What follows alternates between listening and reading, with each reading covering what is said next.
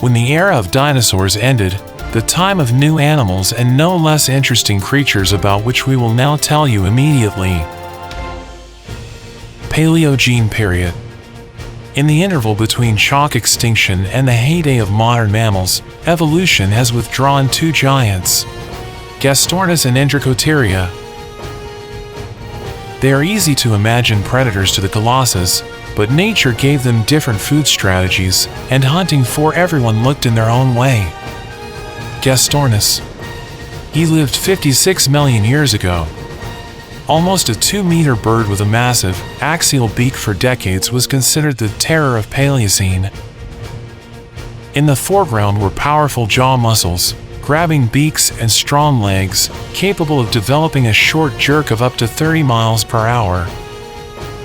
In classical reconstruction, Gastornis lied to small ungulates like eoppers, attacked the thickets and inflicted a crushing side blow with its beak, breaking the bones of the skull. Nevertheless, the new isotopic and microscopic enamel tests show that his diet was most likely plant or omnivorous. Strong seeds, fruits, roots complemented by carrion or invertebrates. Hence the hunt came down to a demonstration of power. The formidable roll of wings and beaks scared away competitors from the abundance of forest seeds, and the fast pursuit of small animals was a rare, but possible episode. Indricotheria lived on Earth 35 million years ago. The largest ground mammal of all times.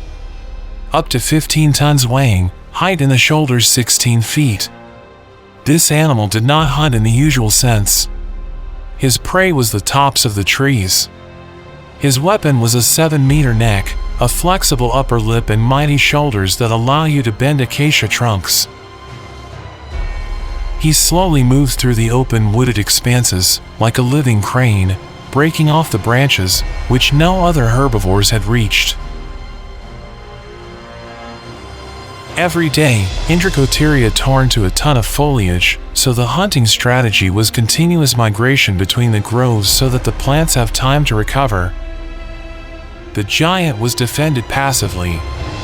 An impressive growth, thick skin, and a powerful impetus scared away predatory creodonts and early saber-toothed. So he almost did not know the active battle. Thus, Gastornis intimidated the rivals and, possibly, occasionally tracked out living prey, while Indricotheria hunted to the tops of the trees, turning the height and mass into an unrivaled food advantage. For beasts from the early Cenozoic: Meritaria, Hyenodon, Entelodon and Daeodon. Each in its own rules by ancient plains, forests, and river floodplains. Their prey and the tactics of food mining demonstrate the whole range of strategies that nature has experimented over the past 40 million years. Meritaria, Eocene, early Oligocene, North Africa. Although the name of this small, meter-is trunco often meets next to the word hunter. In fact, Meritaria was a peaceful semi-alicious herbivore, closer to a modern tapir than to an elephant. His prey were soft escapes of marsh plants, rhizomes, water lilies and, probably, dense bundles of reed along the edges of the lakes. The weapon of prey: the mobile lip mini chobot and the cutters of the fangs with which he pulled out the roots from silt. Tactics: in the afternoon, Meritaria went into the water almost on the back to avoid overheating and predators. At night I got out on a hard surface and bend the bushes. Protection: in addition to the swamp, cohesion was the best weapon. The finds show that Meritaria often lived in small groups, where adult animals obscured young animals. Hyenodon, Paleogene, the beginning of Miocene, Eurasia and North America. Hyenodon looked like a cross between a large wolf and a cat saber-toothed, but belonged to the extinct creators. The largest species reached 5 feet in the shoulders and weighed up to 1,100 pounds. Pre-motion, Paleogene nasopharyngeal tapirs, primitive camels. In the footsteps of the bones, it is clear that the Hyenodon sniffed the skull of the victim with a powerful scissor-like closing of the jaws. Hunting tactics: Hyenodon was a sprinter of the interceptor. A flock of several individuals with a short jerk drove the animal to the gorge or firebox of the lowland, then the leader applied the closing bite on the basis of the skull. Competitors: early bears and amphies. The archaeology of bites shows that Hyenodon often took the prey by force, relying on the highest density of tooth enamel. Entelodon. Early average oligo, Eurasia. The formidable hellish pig Entelodon with a head resembling a crocodile and a mass of up to 450 kilograms or 1,000 pounds combine the strategies of an omnivorous scavenger and an active pursuer. Pre-motion. Small ungulates, eggs of ground birds, cubs of Indricotherias, as well as carrion. Hunting. Running long distances. Entelodon was able to hold the gallop longer than the Mesohippus horse and could smoke young animals from thickets. His teeth were equally well adapted for both bone crushing and for gnawing nuts. Special tactics. This is psychological pressure. The animal published low, bass grunts and demonstrated long fangs, forcing weaker creatures and small amphies to retreat from the carcass. Diodon. Late Oligocris, early Miocene, North America. The closest and most massive cousin of Entelodon, Diodon shoshonensis, weighed to 1 ton and towered above the prairie by almost 6 feet. Pre-motion. Mesonychia, young rhinoceratids, turtles, and Cripparian horses. Bird nests with a thick shell also left characteristic traces of a Diodon bite. Hunting methods. Dressing. Diodon inflicted his head on the run, breaking the ribs to the enemy, then unfolded and bitten a large muscular piece. When hunting large rhinos, he applied the strategy of exhausting pursuit in open areas, taking advantage of the fact that the massive body was cooled through huge ear sinks and elongated muzzle. Diodon, unlike Entelodon, was apparently a loneliness. The huge sizes and bone cheeks of the bugers on the zygomatic arcs served not only a punishing ram, but also a visual signal. It is better to give way. From the swamps of Africa to the prairies of North America, these 4 creatures represent the widest palette of strategies. From the calm raking of the reed to the saber-toothed bites and the dasket of the Dawsonii ramers. Each of them was a challenge to its time, and the variety of their techniques demonstrates that the path from searching for food to modern complex ecosystems ran through endless experiments of nature in the field of hunting, strength, and adaptation. Arzina. Late Eocene, early Oligo, Delta of North Africa. Imagine the marshy mangrove forest Fiam. Warm water, clay islands, and low thickets of magnolia. Knee in the silted puddles wanders 2-rope Arzina weighing up to 4 tons.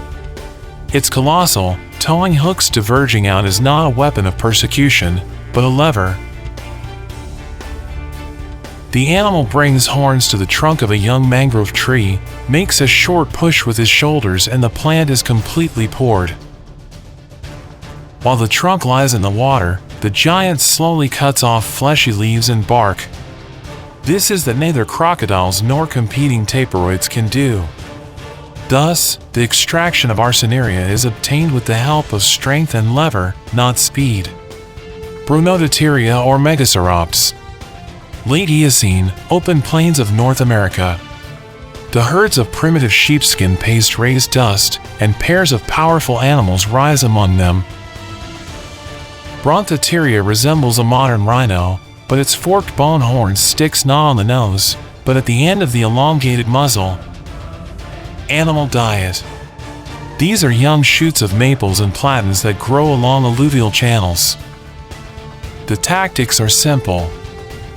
The beast enters the thicket, rests with a horn into a thick bush, tilts his head and, like a bulldozer, breaks the branches on edible fragments. When meeting with other Brontoterias, males probably arranged auditory duels. They collided in the forehead, trying to push the opponent from the best area of greenery. Hunting Meritaria is the conquest of the territory with the most nutritious undergrowth and a demonstration of power, and not the persecution of prey. Hakotarium. Miocene, Pliocene, Eurasia and East Africa. The last heroes seem to have a fantasy illustrations. A tall hump on the back, long front limbs with large claws and short hind legs. Hakotarium does not chop bushes with horns and does not fall off the trees with his shoulder. He uses the paws hooks. In the relict forest, the animal rises almost vertically, leaning on a powerful pelvis, stretches out hands, cleans the upper vehicles with crooked claws tki acacia and attracts them to powerful lips. Leaves, fruits, delicate bark is an access without the struggle for heights with giraffes or elephants. Such a strategy for highly intensified gardening leaves behind the competitors of ruminants who do not know how to climb the extreme border of the crown. If necessary, Hakotarium can bring down a dumped branch with claws to return to it later, when the leaves are gathered and become even sweeter. 55 million years ago, a beast the size of a border collie wandered in the air to the north of the west of India and Pakistan. The Pakistan looked like a dense dog with an elongated face and all four legs. Only the gill bones of the ear gave his future whale relatives. Pre-motion. Fish, freshwater crustaceans, sometimes small reptiles and rocky eggs of coastal birds. Hunting method.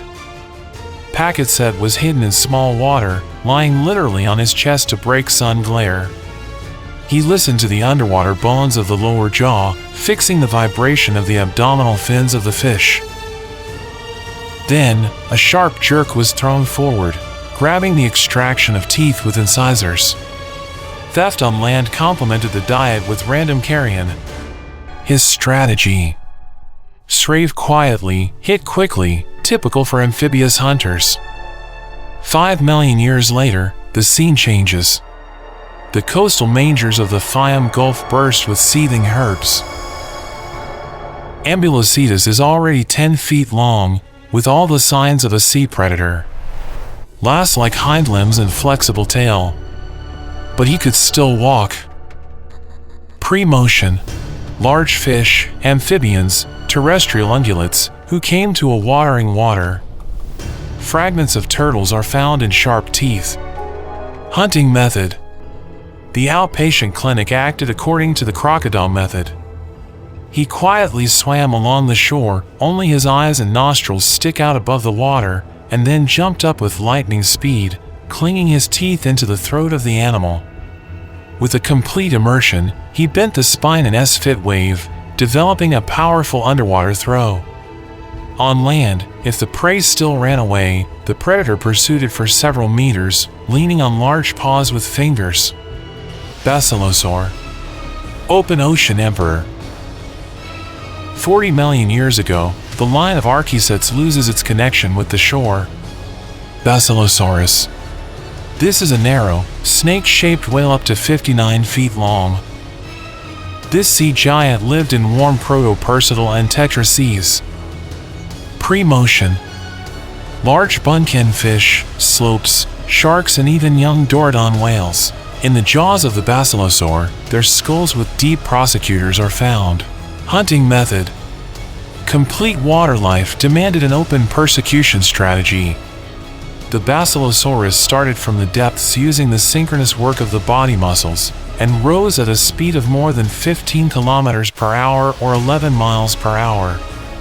The streamlined form made it possible to change the corner sharply, intercepting the fish with a sign of the swallow. Against the small sharks, he resorted to the tail of the tail. The whale accelerated from below and a whip of the tail stunned the victim, after what he turned around and captured her with huge conical teeth. When attacking other whales, hunting turned into a sea duel. The Basilosaurus bit in part of the tail or fin, depriving the rival of the maneuver, then returned behind the final bite in the skull or chest. Imagine 3 different worlds of early Cenozoic. Tropical rivers Paleocene, coastal plains of Eocene and moist forest of Meso. Each of them reigned its own hero of hunting. The giant snake Titanoboa, the mysterious dog-lead Andrewsarchus and a miniature, but the nimble primacy of Darwinius.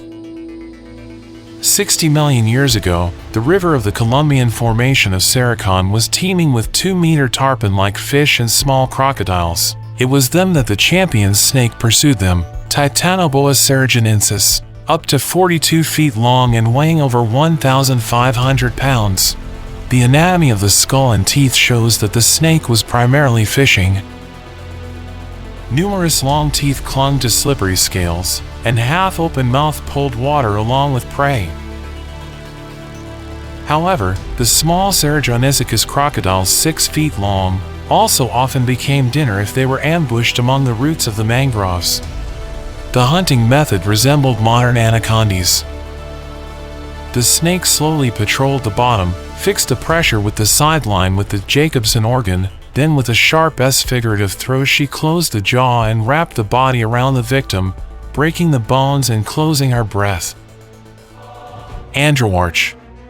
Bulldozer, northwestern China. 40-5 million years ago, a beast appeared on the naval shallows of the Paleogene Mongolia, known only one, but of a giant cranial box, Andrewsarchus mongoliensis. The length of his head exceeded 80 centimeters or 2 feet, and the calculated mass reached 1,700 pounds. Judging by the shape of the teeth, the front dagger-shaped, the rear are flatly crushing.